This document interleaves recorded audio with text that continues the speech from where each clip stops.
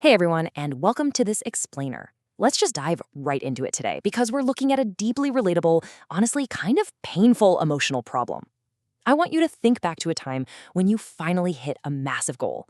Maybe it was landing that ultimate dream job, seeing a very specific number pop up in your bank account, or finally getting that title you worked literally years for. You probably poured your absolute heart into it, expecting this huge, permanent wave of lifelong fulfillment. But what happened when you actually crossed the finish line? You probably felt surprisingly hollow, right? The thrill just vanished, almost instantly. Well, today we're going to figure out exactly why that happens. We're looking at a completely fascinating framework to explain this, the astrological placement of Saturn and Rahu in the 11th house, and we'll unpack this eternal battle between achievement and happiness. So, I want you to really reflect on this paradox for a second. We are constantly telling ourselves, if I can just get this one next thing, then I'll finally be satisfied. But ask yourself, will the next achievement finally make you happy?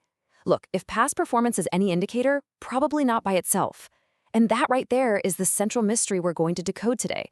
Why does objective, measurable success so often completely fail to produce subjective, internal happiness? Section 1. Decoding the 11th house. Now, whether you're a massive astrology buff or a total skeptic, it doesn't matter, because the concepts mapped out here perfectly describe a very modern psychological phenomenon that drives so many of us high achievers. In astrology, the 11th house basically isolates the specific area of our internal drive. It represents the fulfillment of our desires and the achievement of our long-term goals. Think of it like the absolute ultimate destination on your personal roadmap. It's the sector of the chart that deals with exactly what happens when our deepest ambitions are finally brought to life. Let's break down exactly what this house actually governs. We're talking gains, ambitions, networks, recognition, and long-term goals. Are you noticing a pattern here? Because these are the exact domains that modern society relentlessly tells us will bring us ultimate fulfillment. We are totally conditioned to believe that if we just maximize our gains, scale up our ambitions, expand our networks, and get enough of that sweet recognition, we'll just inherently be happy. Section 2. The Clash of Titans. But here's the catch. What happens when the planetary forces sitting in that house are completely conflicted? We've got two very distinct energies here that when you combine them in this specific house of ambition, they create a massive amount of internal friction. Honestly, it's like having two dueling voices living inside your head. On one side, you've got Rahu. Rahu is the planet of insatiable appetite and obsession. It's that voice screaming, I want more, I want it all, and I want it right now. But then, on the other side, you have Saturn. And Saturn is the ultimate, strict taskmaster. It represents restriction, discipline, delay. Saturn just looks at you and says, nope, not yet. Work harder. I mean, imagine trying to find any sort of inner peace when one voice is constantly starving for more, and the other is stubbornly telling you that you haven't done enough to earn it yet. Section 3. The cycle of dissatisfaction. And this constant, exhausting tug-of-war doesn't just stay in your head.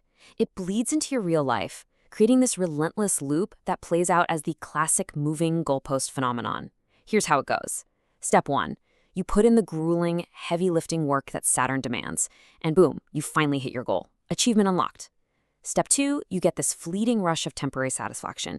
It feels great for a minute. But then, step 3, almost instantly, Rahu neutralizes that excitement by throwing up a brand new target. You literally don't even get a second to catch your breath before you're sprinting toward the next horizon. And the disconnect this creates? It can be incredibly painful.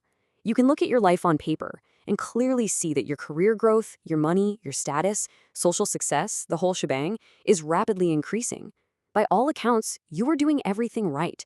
Your external reality is getting better and better, yet, internally, you feel this persistent, nagging sensation that something is just missing. It's a really profound feeling of being deeply unsatisfied, despite the fact that you are objectively winning at life. Now, I want to be absolutely clear about a crucial point from the source material. This placement, this intense combo of Saturn and Rahu, does not deny you gains, okay? It is definitely not a recipe for failure. Actually, scratch that. It's quite the opposite. This combination can produce massive, substantial success, especially if you apply sustained effort and persistence. It strongly rewards unconventional strategies, and it works incredibly well when you're dealing with large organizations, technology, or foreign connections. The wealth and the status, those are absolutely attainable for sure. So the friction we're talking about, it isn't in the getting, The friction is entirely in the feeling. And that bad feeling is so often amplified by this really toxic internal monologue that goes something like, well, they have achieved this, so why haven't I? Even when you are objectively succeeding, Rahu is there pushing you to look sideways. You start comparing your chapter 5 to someone else's chapter 20. And this self-defeating comparison, it's a total trap.